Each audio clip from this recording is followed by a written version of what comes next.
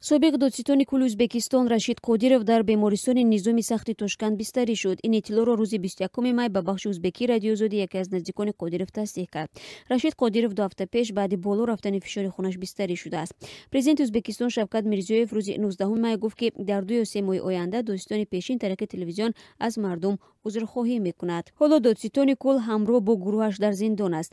миллионҳо долларашро таслим мекунад. баъди 2 ё 3 моҳ ман коре мекунам ки вай тариқи телевизион дар бораи ҳама чиз нақл кунад, зеро вай фасодкориро дар ҳама ҷо паҳн кард. аз ҳар додситони ноявӣ 30-40 ҳазор доллар пора мегирифт. вай дузди воқеӣ буд. ба ҳамин хотир аз мақомоти додситонӣ 70% кадрҳо ронда шуданд. ман дар ин ниҳод одамони поквиҷдонро таъин кардам. агар касе хиёнат кунад, ҳамин сарнавишт ӯро интизор аст, гуфт Мирзиёев.